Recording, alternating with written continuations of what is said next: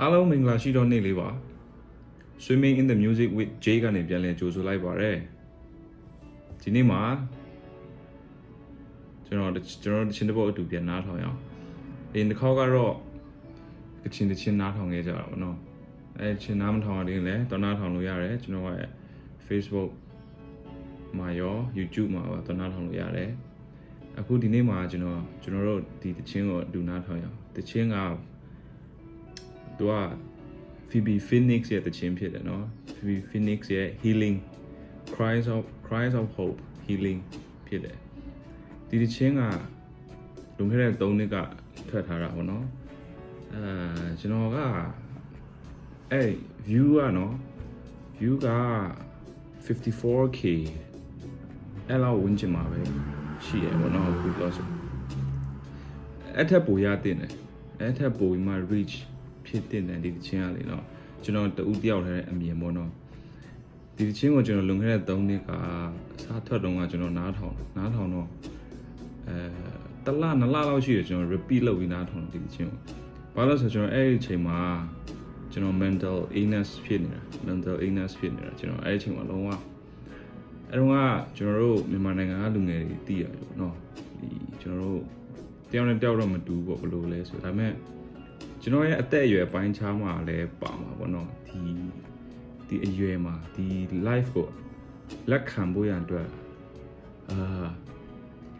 လက်မခံနိုင်တဲ့အခြေအနေတွေကြော်ဖျက်ရတဲ့အချိန်ရှိတယ်ပေါ့နော်အဲ့အချိန်မှာကျွန်တော်လုံးဝ mental illness ဖြစ်နေတယ်ကျွန်တော် mental illness ကရန် mental ဘိုင်းကအရန်ရေးကြီးတယ်ဘာလဲဆိုတော့အခုလဲမြန်မာနိုင်ငံကလူငယ်တွေလဲကျွန်တော်တို့လဲတူပဲဖြစ်ကျွန်တော်မြန်မာနိုင်ငံသားတွေအကုန်လုံးကခက်ခဲနေတဲ့အချိန်ဟုတ်တယ်အဲ့ချိန်မှာကျွန်တော်တို့ဒီ mental ဘိုင်းကိုဂရုစိုက်ဖို့လိုအပ်တယ်အပြင်ပိုင်းဘလောက်ပဲအဆင်ပြေနေတယ်ဘလောက်ပဲချောမွေ့နေတယ်ပဲပြောဒီ mental illness ဖြစ်နေရင်ဒါအရန်ဟောပေါ့ serious ဖြစ်တဲ့ကိစ္စဒါအရန်တတိထားမယ့်ကိစ္စပေါ့နော်အပြင်မှာဘလောက်ခက်ခဲနေလဲ mental အတွင်းပိုင်းမှာ mental ဒီဘိုင်းမှာအဆင်ပြေနေတယ်ဆိုရင် mental power ရှိနေတယ်ဆိုရင်ဟိုက်အဆင်ပြေတယ်ပေါ့နော်အဆင်ပြေတယ်အဲကြောင့်အဲ့တော့ကကျွန်တော်နားထောင်တဲ့ဒီတခြင်း healing cry of hope ဒီတခြင်းကိုကျွန်တော်တို့ပြန်နားထောင်ကြည့်အောင်ဒီချင်းကဒီ music arrangement ကို lyrics ကို music ကို vocal ကို players တွေကိုတော်မိုက်တယ်ကျွန်တော်တို့နော်တော်မိုက်တယ်တော်ကြိုက်တယ်ကျွန်တော်တော်ကြိုက်တယ်အဲ့ဆိုအတူတူနားထောင်ကြည့်အောင်ကျွန်တော်တို့ healing နော် Phoebe Phoenix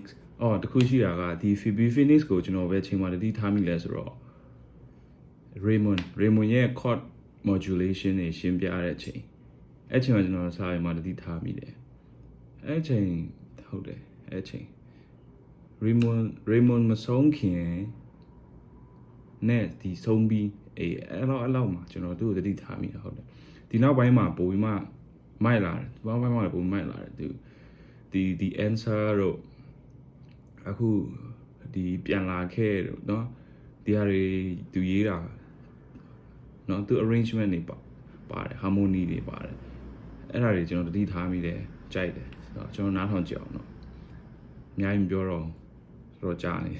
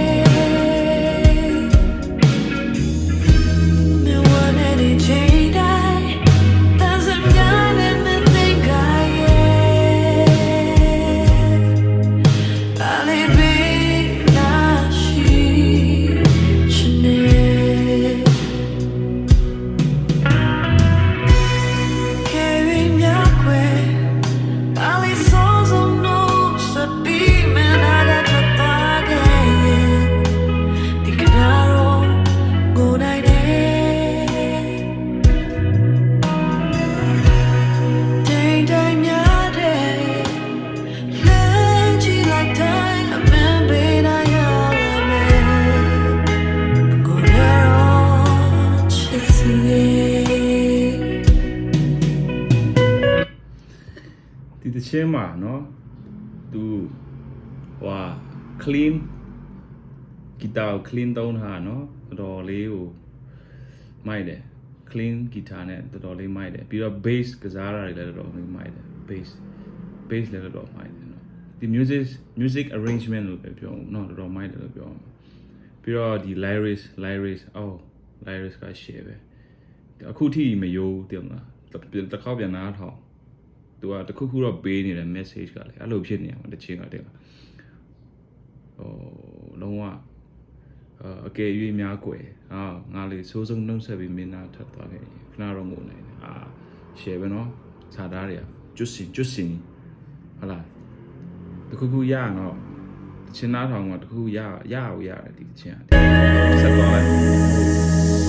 solo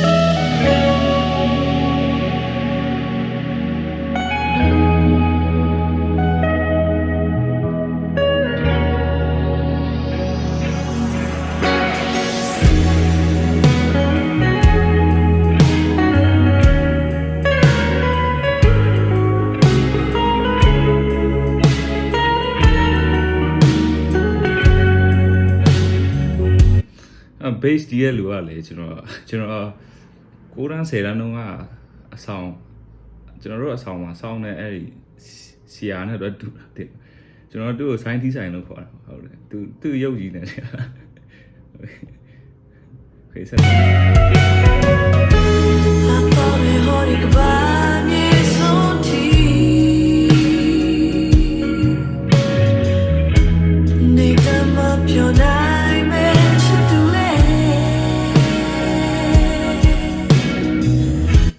drama လည်းเนาะမိုက်တယ်เนาะသူရဲ့ style ကတော့နှစ်ဖူးမှာဟိုနဲ့နှစ်ဖူးစည်းနဲ့တော့မိုက်တယ်ပြီးတော့နောက်တစ်ခုရှိတာလေဒီအနောက်မှာဂီတာတီးတဲ့လူကအခုထိလည်း Phoebe Phoenix ရဲ့တခြင်းတွေမှာသူပွဲတွေမှာသူလိုက်တီးတယ်အဲ့တော့မြင်တယ်သူလည်းမဆိုးเนาะသူလည်းတန်လည်းမဆိုး